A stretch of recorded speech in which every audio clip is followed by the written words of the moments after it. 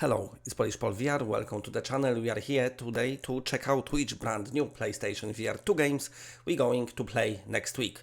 It is a lot of them, plenty, everyone should like something, and most of them are really awesome. It is, what I like to say, a very good week for PlayStation VR2 owners, and it looks like it's plenty of those good weeks ahead of us, with so many cool games scheduled to release.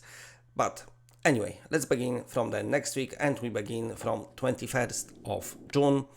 And this is a game that I was waiting for quite a long time. I played the early access on the PC. I played this game when it was, let's say, maybe in earlier stages of development. I think they had like 2-3 levels, but the game got updated a lot. And the levels are pretty awesome because there is a lot to do on them. It's not just one run. It's finding the new ways to complete this run and new ways to get the best score. It definitely takes you back to the day when that's what the game was all about, and I'm talking here about Tony Hawk Pro Skater 2 and all of that stuff.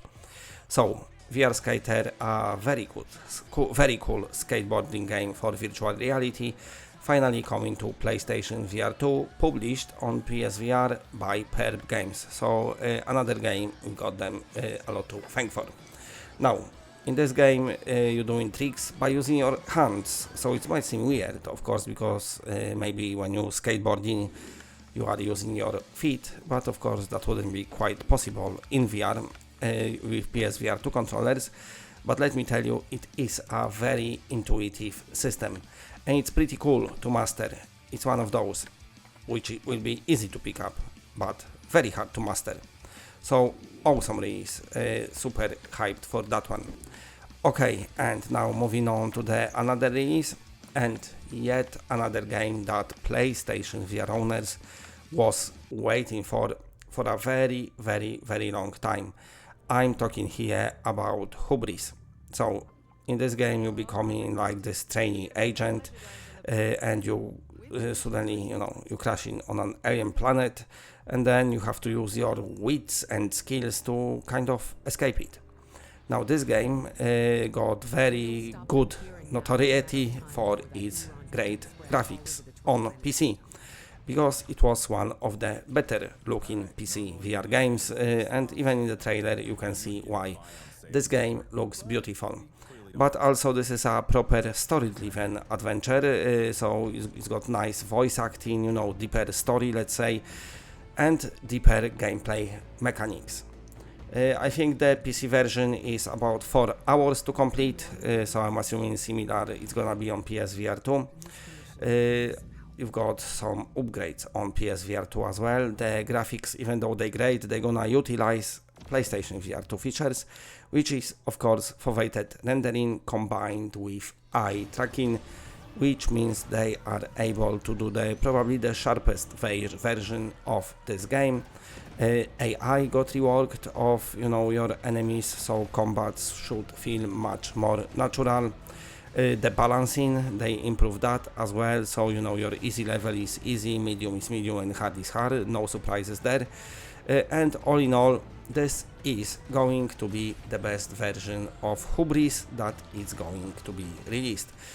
So it's meant to come out originally, I think the plans was for PlayStation VR1 version, but looking how far and how much they pushed this game graphically, I kind of think maybe PSVR1 version was never possible.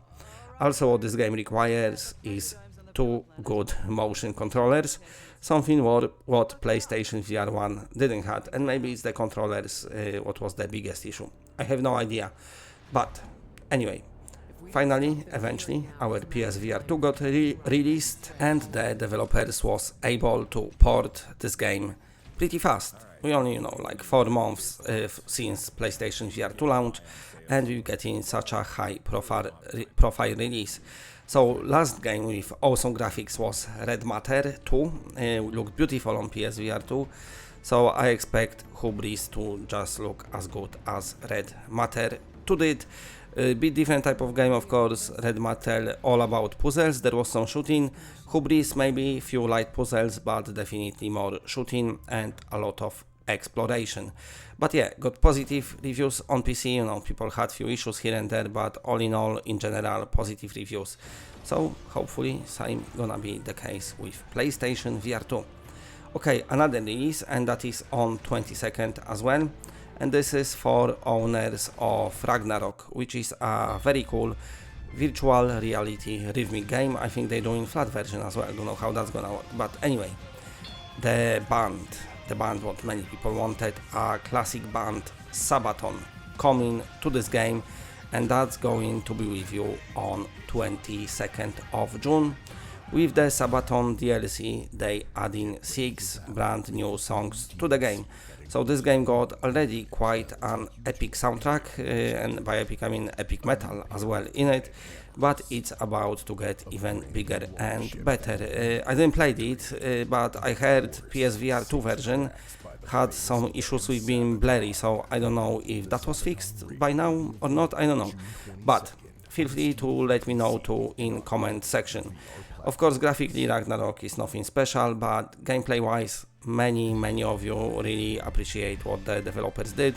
You've got those Viking ships racing together, which is cool, to the rhythm, and the rhythmic gameplay looks pretty cool as well. And of course, for the fans of this type of music, the soundtrack is amazing. Okay, that's not our only DLC, no, what I'm talking about, that's not our only releases, we've got some more, and now we're moving on to another game, which is Smash VRS, a game that was, let's say, promoted for a very long time.